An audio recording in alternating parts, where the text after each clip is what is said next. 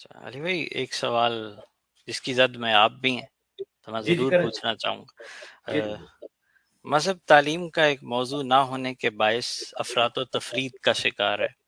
آپ کے ہاں بھی مذہبی مقدمات علم کے مسلمہ اصولوں اور اخلاق کی اعلیٰ سطح پر منتقل نہیں کیے جاتے، جس کے باعث آپ کی فکر سے متاثر ہونے والے نوجوان بد زبانی کا شکار نظر آتے ہیں۔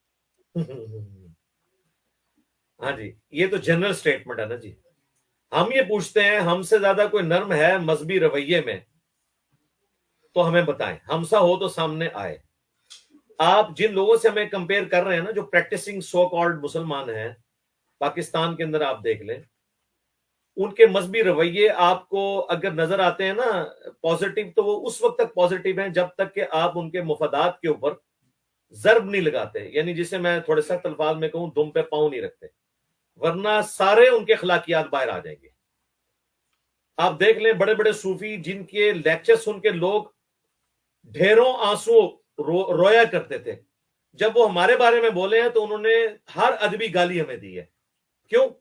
اس کی وجہ یہ ہے کہ جو چیز انہیں نقصان پہنچا رہی ہے نا ان کی مذہبی فکر کو، چاہے پازیٹیو انداز میں بھی، وہ اسے ایکسپٹ کرنے کے لیے تیار نہیں ہے. باقی رہ گیا کہ ہم نے یہ جو رویہ اختیار کیا، میں نوجوانوں کی طرف تو بعد میں آتا ہوں، اس سے بڑا اور کیا رویہ ہوگا ہمارا پازیٹیو کہ اس پلانٹ ارتھ پہ صرف ہمارے سٹوڈنٹس ہیں. غامدی صاحب چونکہ آرتھوڈاکس مسلمان تو انہیں ایکسپٹ ہی نہیں کرتے، لہٰذا ان کو میں اس کیٹیگری سے باہر کرتا ہوں. ان کی کوئی ایکسپٹیبلٹی کسی بھی مکتب فکر میں ہے ہی نہیں ہے. جو ہمارا ایک روایتی مذہبی اقدار جو چل رہے ہیں پوری دنیا میں، بریلوی، دیوبندی، اہل حدیث، شیعہ یا حنفی، شافعی، مالکی، حنبلی، اس میں تو غامدی صاحب کہیں لائے نہیں کرتے نا، وہ تو اپنی ایک فکر لے گئے نا.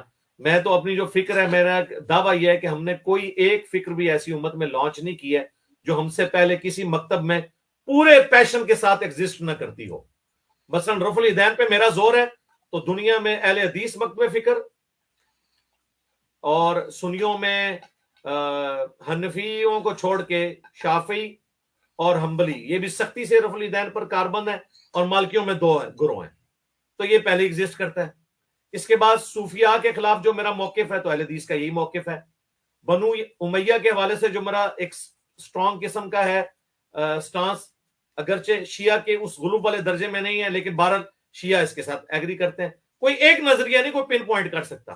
ان تمام چیزوں کے باوجود اس تمام مذہبی افکار کے اندر ہمیں یہ ایج حاصل ہے کہ ہمارے سٹوڈنٹس سب کے پیچھے نمازیں پڑھتے ہیں اور سب کو مسلمان مانتے ہیں.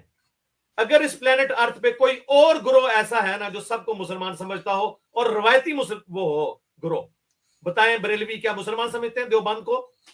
اہل حدیث کو گستاخ رسول واجب القتل سمجھتے ہیں، اور اعلیٰ حضرت نے ریٹن میں فتویٰ دیا ہے احکام شریعت میں کہ وہابی، دیوبندی، اہل حدیث اور اہل تشیع اور قادیانیوں کو بیچ میں شامل کر کے کہا یہ سب کے سب 1,00,000 دفعہ بھی ذبیحہ پہ اللہ کا نام لیں تو ذبیحہ مردار ہے، یہ مرتد ہے، اور یہود و نصارہ کا ذبیحہ حلال ہے. اندازہ کریں. تو ہم نے تو آگے کہا کہ بریلویوں کے پیچھے بھی نماز ہو جاتی ہے جو ہمیں یہود و نصارہ سے بدتر سمجھتے ہیں. اب آج دیوبندیوں کی طرف انہوں نے المحنت میں لکھا احمد رضا بریلوی اور ان کی پوری جماعت ایک شیطانی لشکر ہے جو ہم پہ حملہ آور ہوا ہے جس طرح انبیاء پر شیاطین حملہ آور ہوتے تھے. تو دیوبندی تمام بریلویوں کو اور احمد رضا بریلوی کو شیطانی لشکر سمجھتے ہیں. انہوں نے آیت کوٹ کی ہے سورۃ الانعام کی، جو انبیاء پہ شیاطین جو ہے نا ان کے مخالفین آتے تھے ان سے لڑنے کے لیے، اور احمد بریلوی ان کی جماعت کو اس سے تشبیہ دی ہے. اہل حدیث تو وہ طبقہ ہے کہ میرا خیال ہے غامدی صاحب اور ان کے جو ممی ڈیڈی سٹوڈنٹس ہیں ان کو اہل حدیث کا جتنا ہاتھ لگا ہوا ہے نا، اہل حدیث کیا سوچتے ہیں باقیوں کے بارے میں، بریلویوں کو وہ مشرک سمجھتے ہیں، دیوبندیوں کو وہ مشرک سمجھتے ہیں، شیعہ کو وہ مشرک سمجھتے ہیں. تو اب مجھے بتائیں پیچھے فرقہ کون سا بچا ہے؟ ایک اگر تھوڑا ماڈریٹ فرقہ ہے نا اس طرح کے رویوں میں تو وہ شیعہ ہے. وہ امام کعبہ کے پیچھے نماز بھی پڑھتے ہیں، وہ اپنے عقیدوں میں تو سخت ہیں لیکن مسلمانوں کی تکفیر نہیں کرتے، اہل بدعت سب کچھ سمجھتے ہیں، لیکن وہاں پہ دوسرے جو قرآن کے خلاف ان کے عقائد ہیں، عقیدہ امامت کے اندر ان کا غلوب ہے، وہ ایک ایکسٹریم کے اوپر ہے. صرف ہمارے اسٹوڈنٹ ہیں جو سب کے پیچھے نماز پڑھتے ہیں. اب آپ کا کہنا کہ ان کے رویے سخت ہیں، تو مجھے بتائیں حضرت عمر رضی اللہ تعالیٰ عنہ جب 6 سال تک نبی علیہ السلام کے جانی دشمن ہو اور اینڈ پہ انہیں یہ پتا چلے کہ میرا تو مسیح ہی محمد رسول اللہ ہے، تو پھر آپ نے دیکھا ہے کہ نبی علیہ السلام کے ساتھ 17-18 سال کی صحبت بھی ان کی سختی نہیں کام کر سکی. ان کا وہی سختی کا رویہ پھر نہ صرف کافروں پہ تھا بلکہ اپنے مسلمانوں کے اوپر بھی ہوتا تھا، جو رپورٹ ہوا ہے، کیونکہ وہ سمجھتے تھے پورے پیشن کے ساتھ. اب اگر آپ کوشش کریں کہ حضرت ابو بکر والی نیچر عمر میں پیدا کر دیں یا عمر والی ابو بکر میں، تو یہ تو ہو نہیں سکتا، یہ تو امپاسبل ہے. یہ ہمارے جو اسٹوڈنٹس میں آپ کو تھوڑے سخت رویے نظر آئے نا، یہ ان علماء کی وجہ سے ہیں، کیونکہ وہ یہ کہتے ہیں کہ آپ نے ہمیں سکھایا تھا کہ جو گستاخ رسول ہے سر تن سے جدا. تو آپ دیکھو تمہاری کتابوں میں چشتی رسول اللہ نکلا ہے، ہم تمہارا سر تن سے جدا نہیں کرتے، لیکن کم از کم اپنے منہ سے بول کے گونگے شیطان تو نہ بنو، اس کو غلط تو کہو. وہ جب غلط نہیں کہتے ہیں تو ان کی بریلویت والی رگ پھڑک اٹھتی ہے. وہ انجینئر صاحب والی رگ نہیں ہے.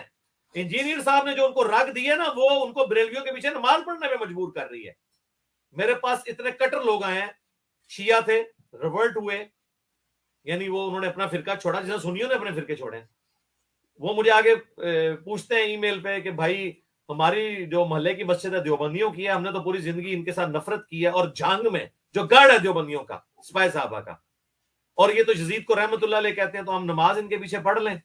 ایک بندہ جو پورے خاندان سے ٹکر لے کے شیعہ سے مسلمان ہوا ہے، مسلمان یہ دیوبندیوں والا نہیں، شیعہ بھی مسلمان ہے، یعنی سمپل مسلم، جس نے سنی سے یا بریلوی سے کوئی سمپل مسلم ہوتا ہے. اور اب وہ یہ مجھ سے پوچھ رہا ہے کہ میں ان کے پیچھے، جن سے میں نفرت بھی کرتا ہوں وہ قائد میں، نماز پڑھ. میں نے کہا نماز تو ان کے پیچھے ہوگی، تو اس نے نماز شروع کر دی. وہ کہتا ہے جب تک شیعہ تھا نماز نہیں پڑھی.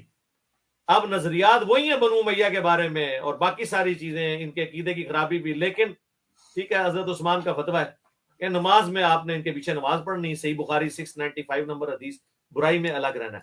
تو یہ ہمارے اسٹوڈنٹ میں جو آپ کو تلخ رویے نظر آتے ہیں نا، وہ بیسیکلی ریونج ہوتا ہے اسی ڈاکٹرین کا جو ان کے جینز میں ان کے ماں باپ نے اپنے جینز اور دودھ میں انہیں ٹرانسفر کی تھی. وہ ہم نے نہیں ٹرانسفر کی، ہم نے تو انہیں ماڈریٹ کیا ہے. ان کو غصہ یہ آتا ہے کہ یار دیکھو، جب تک ہم بریلوی تھے ہمیں یہ بتایا جاتا تھا یہ گستاخ ہے.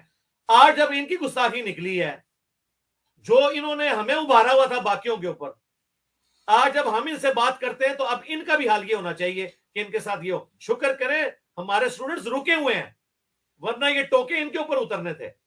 مجھے ایک بندے کا اٹلی سے فون آیا، وہ کہتا ہے میں خادم رضوی صاحب کو فنڈنگ کرتا تھا، میں اپنے گھر میں ان کے پروگرام کروایا کرتا تھا جب ان کو کوئی نہیں جانتا تھا.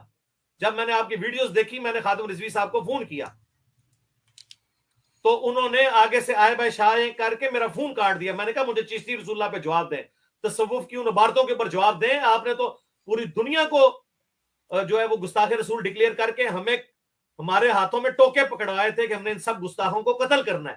آج جب آپ کے بابوں کی گستاخی نکل آئی، آپ گونگے شیطان کیوں بن رہے ہیں؟ خادم رضوی صاحب اس کے فون پہ جواب نہیں دے سکے، کاٹ دیا. وہ اتنا غصے میں اس نے مجھے فون کیا، مجھے کہہ رہا ہے میں ٹکٹ کٹا کے آ رہا ہوں، سب سے پہلے خادم رضوی کو میں نے جنت میں پہنچانا ہے. میرے ہاتھ پاؤں کامنا شروع ہو گئے. وہ اسی قسم کا ممتاز قادری بنا ہوا تھا. اس نے کہا یہ ہم سے لوگوں کو قتل کروا رہا تھا. آج جب کشف المحجوب یہ لہراتا ہے اور اس میں صاحب اور سکر کی عبارت رسول اللہ کے بارے میں سکینڈل لکھا ہوا ہے، اس کی جرت نہیں ہو رہی کہ اپنی زبان سے یہ الفاظ نکالے، تو اس کو تو میں نے نہیں چھوڑنا. مجھے یاد ہے میں نے 15-20 منٹ سے زیادہ تو میں بیوی کا فون بھی نہیں سن پاتا. میں نے پونا گھنٹہ اس کا فون سن کے اسے میں نے اللہ رسول کے پتہ نہیں کس کس ہستی کے واسطے دے کے اسے ٹھنڈا کیا. میں نے کہا اگر تم مجھے استاد مانتے ہو تو میں تم پہ قسم ڈالتا ہوں تم نے پاکستان واپس نہیں آنا، ابھی ادھر ہی رہو. کرتے کرتے 1-1.5 سال میں ماڈریٹ ہوا. اللہ کا شکر کریں جو انہوں نے آپ کو بچے دیے تھے نا، انہوں نے گلے کاٹنے تھے انہی کے، میں نے تو ان بچوں کو ماڈریٹ کیا، باقی بدتمیزی نہیں ہے.